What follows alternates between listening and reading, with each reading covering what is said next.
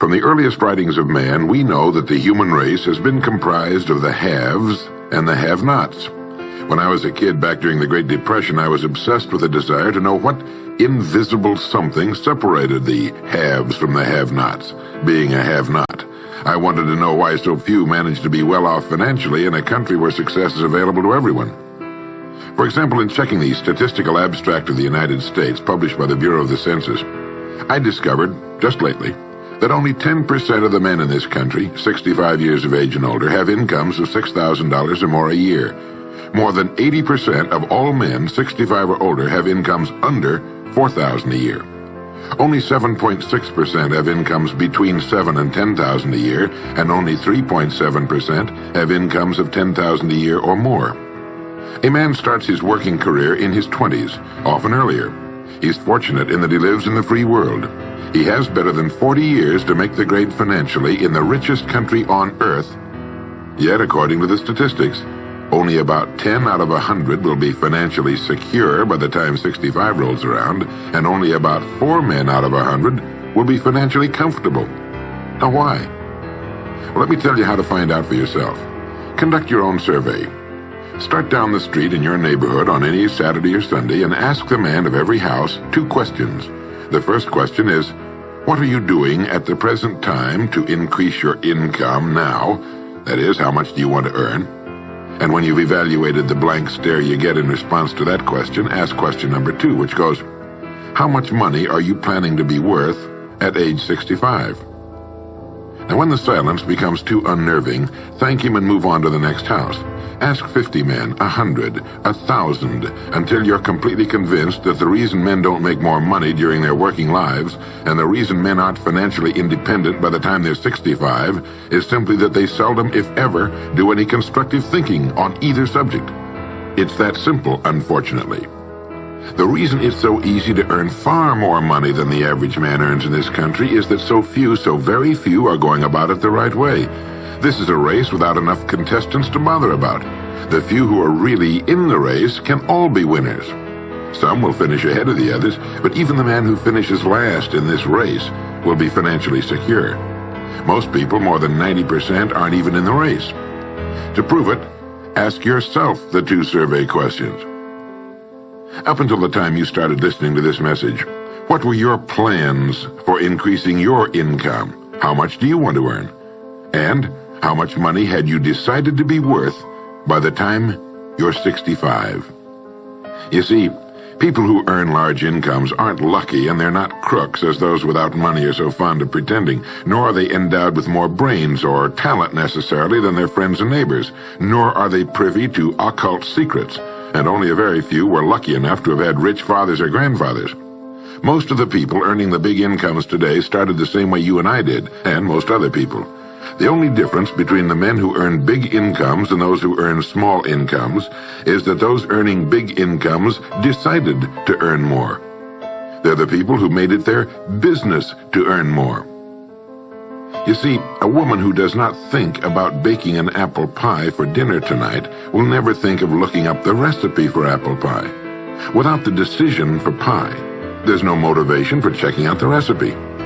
A man who does not think about driving his car to St. Louis, Missouri or Nacogdoches, Texas will never get road maps which show how to get to St. Louis or Nacogdoches. And a man who never decides to earn more money will never think of learning how, of looking up the rules for earning more money. You see, people do what they make up their minds to do. So get rid of the ancient superstition once and for all that people who earn big money are special people, or lucky, or get the breaks, or had money to begin with, or knew someone, or are smarter, or anything else. These are alibis. They can all be disproved 1,000 times. The reason there are so many of these alibis around is that men who fail to make the grade financially are seldom honest enough to just admit that they really didn't try and keep trying. So in order to justify their failure, in order to remain seated, they dream up and pass along these old alibis. We're all self-made, but only the successful will admit it. I once had occasion to visit Charleston, South Carolina. I'd never been there before, so I hired a taxi to drive me around the historic old town. I particularly wanted to see the battery where that famous shot was fired on Fort Sumter. Along this beautiful drive, some of Charleston's oldest and finest homes look out over the bay. I commented to my cab driver on what lovely homes they were, and he said, yes, some of those homes have 40 rooms. And then he thought a moment and he said, and every one of them is owned by a crook. This is how the have-nots justify themselves and their lot in life. I didn't say anything because I didn't feel I was entitled to advise him or try to straighten out his thinking. This is a free country where as long as he doesn't hurt others, everyone has the unalienable right to be just as wrong as he wants to be. As Thomas R. Lounsbury, the American scholar and educator, put it, we must view with profound respect the infinite capacity of the human mind to resist the inroads of useful knowledge. My taxi driver and men and women like him all over the world have been kidding themselves and holding themselves down and refusing the bounty and abundance of the world for centuries. Knowledge is available to everyone. We can either listen to those qualified to teach us, or we can go along with those ancient stumbling blocks we get from people who don't know any more than we do. The truth, incidentally, about those homes along that beautiful drive is that they were built by the men and women who made the largest contribution to the city of Charleston. In just a moment, I'm going to give you the formula for getting rich, but before I do, I want to remind you of something.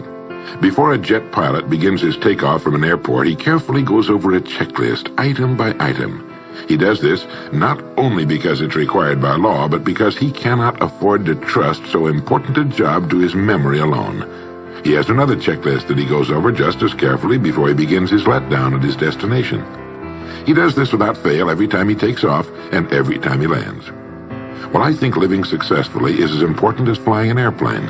And because of this, I think each of us needs a checklist too. And that's why there's one included with this cassette. We need a checklist to go over item by item before we take off in the morning and before we drop off to sleep every night. So I want to recommend that you affix the checklist to your bathroom mirror. Stare at it as you brush your teeth in the morning and stare at it again as you prepare for bed at night. Go over each item, and as you do, think of what each item represents. Now here's number one. It's the formula for getting rich. It also explains why you're in your present position, whether you're earning $6,000 a year or $16,000 or $60,000 or $600,000. It applies to every adult, whether he's employed or unemployed. It applies to the richest man and to the poorest, and every person in between. And here it is. Our rewards in life will always be in exact proportion to our contribution, our service. Now that's what the formula means as the first item on your checklist. Memorize it. Our rewards in life will always be in exact proportion to our contribution, our service. Listen to it, think about it until you know it emotionally as well as intellectually. It might give you some slight feeling of superiority to realize that there's probably not another man within a mile of where you live who knows it. You can add it as a question on your survey if you want proof of that. If you want it in another form, here it is as it applies to a man's job. It's the same thing really, the same thing applies, but you can express it differently. The money you're paid by the company you work for will always be in direct ratio to the need for what you do, your ability to do it, and the degree of difficulty involved in replacing you. Maybe you want to write the formula down in both of its forms and think about it until it's as much a part of you as your name. The reason it isn't spelled out on your checklist is because you might not want everyone to know what you're up to. The checklist is valuable only to a person who knows what the words really indicate. All right, you've got the formula. As you think about it, its meaning will become clearer to you. With the formula, there are two rules which must be applied to properly use it. This formula, together with the two rules, is your recipe or your roadmap to earning all the money you really want. Now let's take a look at item number 2 on your checklist. And I'm serious about your putting this checklist on your mirror. You'll notice it's pressure sensitive. Item number 2, the gold mine. The Pulitzer Prize-winning playwright Archibald MacLeish in his play The Secret of Freedom wrote, "The only thing about a man that is a man is his mind. Everything else you can find in a pig or a horse." Strong words, aren't they? But as long as you live, you'll never hear a truer statement. The key to every human being's success lies in his mind, the gold mine between his ears. One idea can make you rich. A lot of good ideas can move you steadily upward in the work you do, and ideas are free. Now just think, there's nothing now being done commercially that will not be done better, much better in the years ahead. Next year's homes and most of what's in them will be better than this year's. Next year's cars will be better. Next year's manufacturing, distributing, marketing, and selling and advertising should be better. Nothing is now being done as well as it must be done in the future, and every innovation, every new improvement will be somebody's brainchild. Now, what's your specialty? How many good ideas have you come up with during the past year? If you continue on as you have in the past, where will you be and what will you be earning, say, a year from now, 5 years from now? Every day of our lives, we walk or drive by more opportunity than we could develop in a lifetime, in 50 lifetimes. Back in the 20s, Sinclair Lewis wrote that you can kidnap a man, blindfold him, take him to any city in the country with a couple of notable exceptions, put him in a chair in the downtown area, take off his blindfold, and he could sit there a week and not be able to tell you what town he's in. The streets are all alike. The buildings are all alike. The businesses all look alike. This is still largely true today. The reason for this being that most businessmen in this country are playing a game called follow the follower. If a man goes into business, no matter what line it happens to be, the first thing he does is make certain that his place of business, outside and inside, looks exactly like every other place of business of that type in the country. Do you know why? It's because he's been playing copycat since he was a year old and does it without thinking about it. For the same reason kids dress alike in school. He wants to be one of the gang. He doesn't necessarily examine all the business establishments in his field and pattern his on the one outstanding example, the one that inspires him, the one that he can really believe in. He just does what everybody else in his business is doing, and by this simple process, he guarantees his own mediocrity. Whose drum are you marching to, if indeed you're marching to anyone's, and why? Remember, whatever you now do for a living will be done differently, quite differently a few years from now. Never in the history of mankind have the opportunities for all of us been so great. But the great majority of people will be the beneficiaries of progress, not those who bring it about. Which group are you going to belong to? If you want to be a contributor, not just a beneficiary, here's the first rule. It appears on your checklist as the gold mine. So, think. Think deliberately and with a purpose. Use the gold mine between your ears. Begin by thinking at a special time every day. Back during the Depression, a New York lumber dealer was growing rich while other lumber dealers were going broke. When asked how he did it, he said, "Every evening when I get home, I close myself up in a quiet room, sit in a comfortable chair, and ask myself, how will my business be conducted 10 years from now? Then I try to do it now." Instead of competing with every other lumber dealer, which is what they were doing, he was creating. He was doing the very thing man was designed to do, the very thing man does best. A company growing at the rate of 10% a year will double its size in less than 8 years. But a man can improve his effectiveness 50% or 100% a year or more. The experts tell us that every one of us has within him deep reservoirs of ability, even genius, that he habitually fails to use. Well, let's begin now to reach into these deep, rich areas of pure net profit and use more of our real abilities. Let's think. Here's the best way I've found to make yourself think. Start getting up a little earlier than you're accustomed to. Right off the bat, this gives you extra time that 95% of the men in this country are not using at all. 1 hour earlier a day gives you 6.5 extra 40-hour weeks a year. But at this time in the morning, take a refreshing shower, dress, get yourself a fresh, hot cup of coffee if you're a coffee man, and then sit down to a clean sheet of paper. At the top of the paper, write your financial goal. Now, this is the amount of money per year you intend to earn soon. Incidentally, you might like to keep this to yourself, too. It's nobody's business but yours. Then, start to think. Think about your goal and what it'll mean to you and your family. Then see how many ideas you can come up with to help you reach that goal. Ideas to improve what you now do for a living. Ways of increasing your contribution to match your income goal. You know, jobs don't have futures. People do. No matter what line of work you may be in, there is within it more than enough opportunity to last a lifetime. You don't have to think of brand new ideas or revolutionary new ways of doing things, although you well might come up with some. Think of ways of improving what is now being done. If you're to increase your income by the amount you've specified, you must find ways of increasing your contribution, your service. And the key to this is to be found in your mind, in that gold mine between your ears. Try for 5 ideas every morning and write them down, and save those sheets of paper in a special idea file. Many, perhaps most of your ideas will be worthless, but some of them will be very good. A few will be excellent, and every once in a while you will come up with something really outstanding. You see, 5 ideas a day is 25 a week if you don't think on weekends. Now that's more than 1,000 ideas a year. One idea can get you to that income you're shooting for. The law of averages swings so far in your favor you just can't miss. Try to develop a sense of expectancy. That is, try to hold the feeling that the goal you're shooting for is a sure thing, and that it's only a matter of time before it's realized. You know, Henry Ford didn't start making cars until he was 45. A friend of mine started a new company at 65. He's still going strong, and his new company has sales of better than $300 million a year. It's almost never too late. Try not to think of things outside of your own line of work or whatever it is you're most interested in.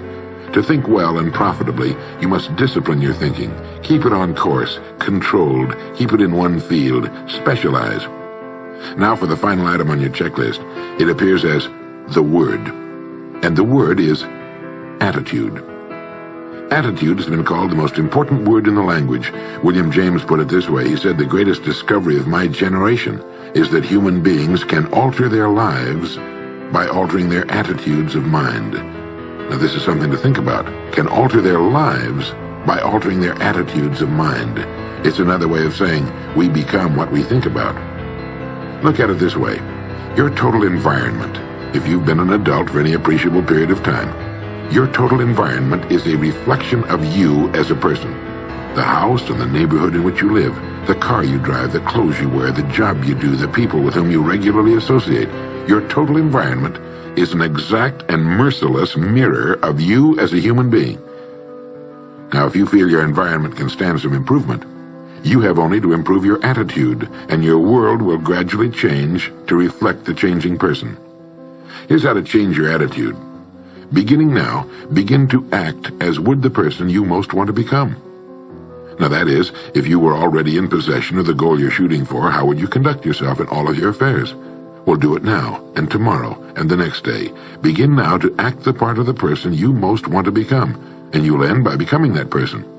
Subtly, in little ways, in the way you dress, in the way you talk, in the unfailing courtesy you show to every person with whom you come in contact, begin to act the part of the person who has already achieved that which you're shooting for. The German philosopher Goethe gave us the secret when he said, before you can do something, you must first be something.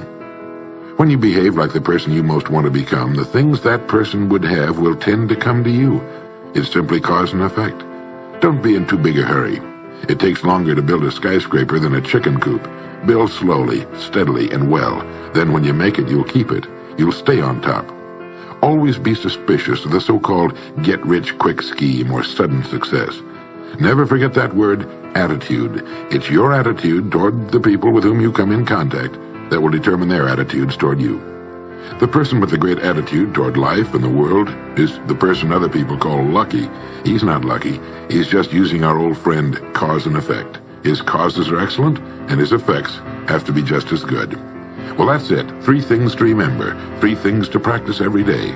If you spent 16 hours a day, 7 days a week practicing your golf swing, in a relatively short time you'd have a grooved, beautiful swing like the pros. So practice your new attitude every day, every waking hour. Practice thinking a few minutes every morning, and you'll find yourself thinking all day long. And remember the formula. Our rewards in life will always be in exact proportion to our contribution, our service. Go over the ideas in this message every day until they're as much a part of you as your name and your temporary address. You'll notice that each time you listen, you'll hear something new. You'll get a new idea you failed to get before. This is Earl Nightingale, and thank you.